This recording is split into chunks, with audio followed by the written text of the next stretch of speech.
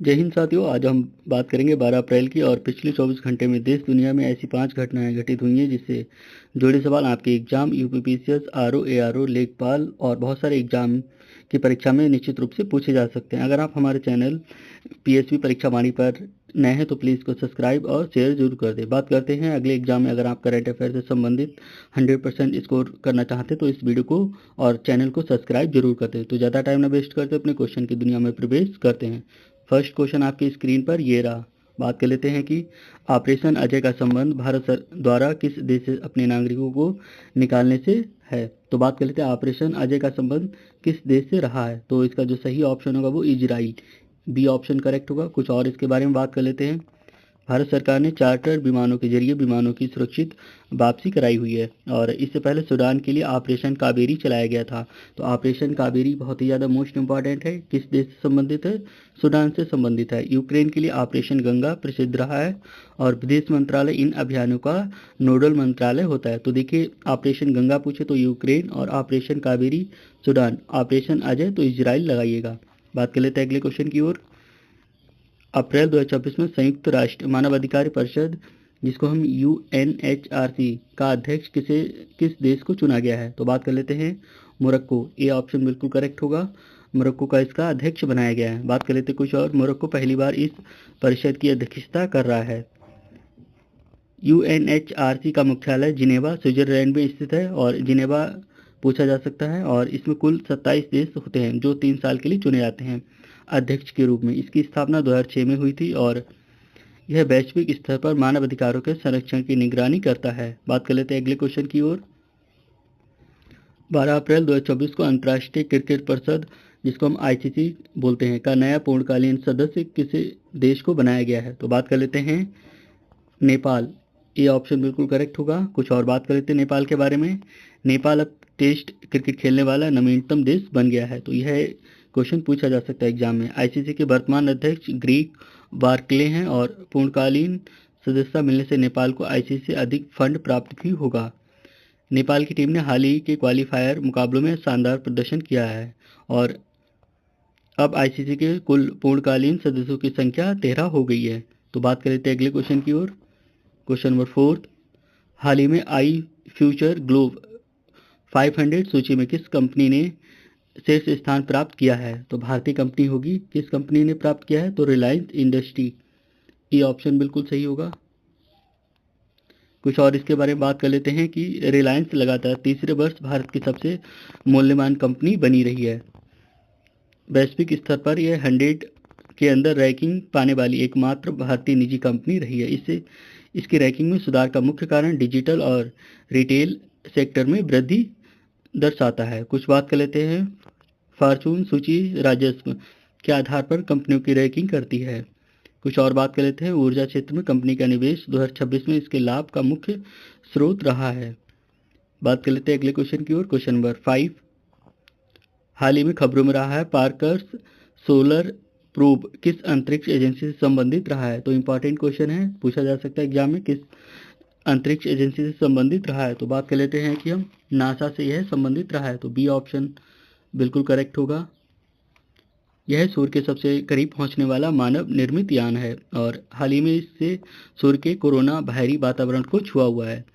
इसे सौर हवाओं के रहस्य को जानने के लिए भेजा गया था। इसकी गति लगभग 6,90,000 किलोमीटर प्रति घंटा रही है। इसे 2018 में लॉन्च किया गया था। तो बात कर लेते हैं अगले क्वेश्चन की ओर। क्वेश्चन नंबर 6, हाल ही में किस देश ने मृत्युदंड को पूरी तरह समाप्त करने की घोषणा की है। तो बात कर लेते हैं कि मृत्युदंड को, वैसे तो इन तीनों देशों ने, मलेरिया, कजाकिस्तान, घाना ने, मतलब मृत्युदंड को पूरी तरह से समाप्त किया। पर अगर हमें लेजिस्लेट पूछा जाए तो हम इसका जो सही ऑप्शन होगा वो घाना लगाएंगे, सी ऑप्शन। कुछ और बात कर लेते हैं। मानवाधिकारों के प्रति प्रतिबद्धता दिखाते हुए इन देशों ने यह कदम उठाया है। एमनेस्टी इंटरनेशनल के अनुसार दुनिया के 110 से अधिक देशों ने इसे समाप्त कर दिया है। मृत्युदंड के स्थान पर अब आजीवन कारावास का प्रावधान किया गया है। बात कर लेते हैं कि भारत में रेस्ट ऑफ द रेयर अभी भी मृत्युदंड का प्रावधान है। बात कर लेते हैं कुछ और। घाना ऐसा करने वाला नवीनतम अफ्रीकी देश बना हुआ है। बात कर लेते हैं क्वेश्चन नंबर 7, हाल ही में चर्चा में रही है मिशन दिव्यास्त्र तकनीकी का संबंध किससे रहा है? तो बात कर लेते हैं कि दिव्यास्त्र किससे संबंधित रहा है? तो इसका जो सही ऑप्शन होगा वो तो अग्नि 5 मिसाइल। कुछ और इसके बारे में बात कर लेते हैं। MIRV का अर्थ है multiple independently targetable re entry vehicles है। तो इसके तहत एक ही मिसाइल कई परमाणु हथियार अलग अलग लक्ष्यों पर गिरा सकती है। यह भारत तकनीकी हासिल करने वाला दुनिया का छठा देश बन गया है। तो इसका परीक्षण DRDO द्वारा किया गया है। बात कर लेते हैं अगले क्वेश्चन की ओर। क्वेश्चन नंबर 8, विश्व स्वास्थ्य दिवस के अवसर पर जारी रिपोर्ट के अनुसार भारत किस राज्य को सर्वाधिक स्वास्थ्य बीमा कवरेज वाला राज्य घोषित किया गया है? तो बात कर लेते हैं, इसका जो सही ऑप्शन होगा वो राजस्थान। कुछ और बात कर लेते हैं इसके बारे में। राजस्थान की चिरंजीवी योजना ने राज्य के लगभग 90% परिवारों को कवर किया गया है। राज्य सरकार ने 25 लाख रुपए तक का कैशलेस इलाज प्रदान करती है और स्वास्थ्य के अधिकार राइट टू हेल्थ को लागू करने वाला राजस्थान पहला राज्य बन गया है। तो बात कर लेते हैं, भारत सरकार की आयुष्मान भारत योजना प्रति परिवार 5 लाख रुपए का कवर देती है और इसका उद्देश्य यूनिवर्सल हेल्थ कवरेज के लक्ष्य को प्राप्त करना है।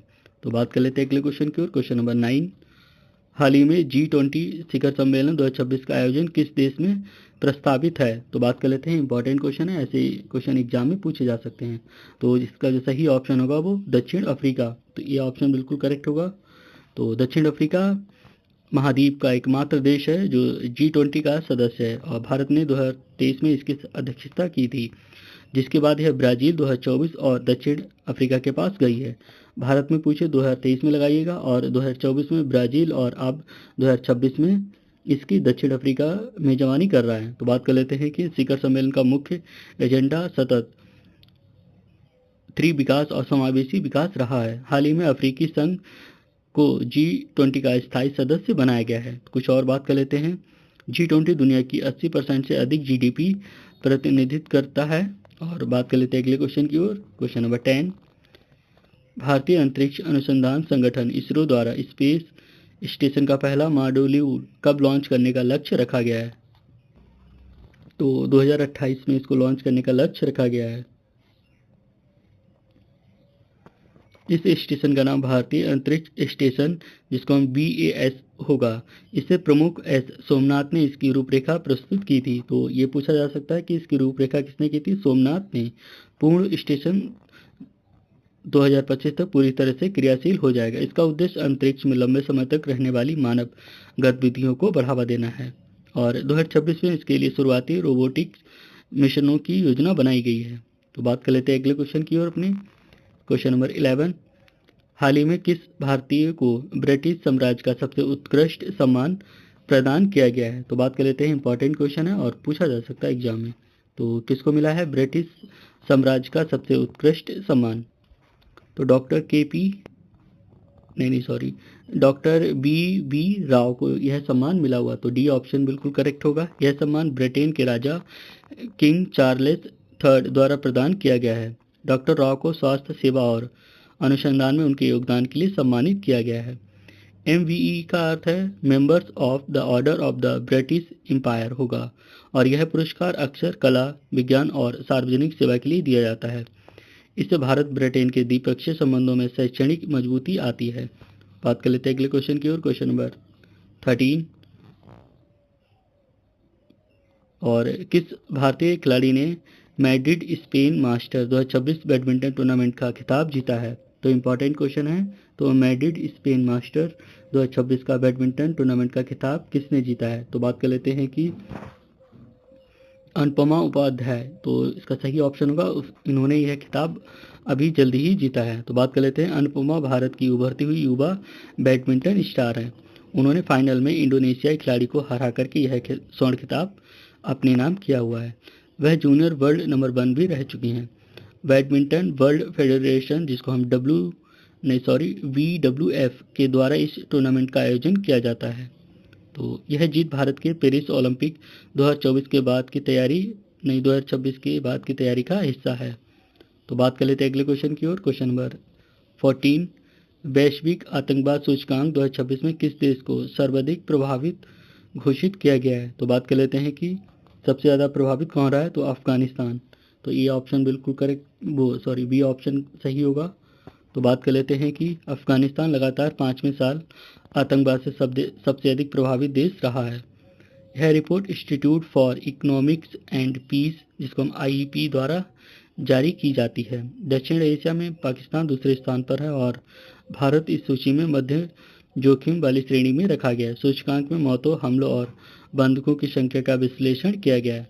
तो बात कर लेते हैं कि दोस्तों यह करंट अफेयर थी आज की। कैसी लगी हमें कमेंट में जरूर बताएं, और हमारे चैनल पीएसपी परीक्षा माड़ी पर नए हैं तो प्लीज़ इसको सब्सक्राइब और शेयर जरूर करें, क्योंकि इसको आपको free of cost current affair की वीडियो रोज डेली मिलती रहेगी टाइम टू टाइम। तो थैंक यू सो मच, मिलते हैं हम अपने अगले वीडियो में।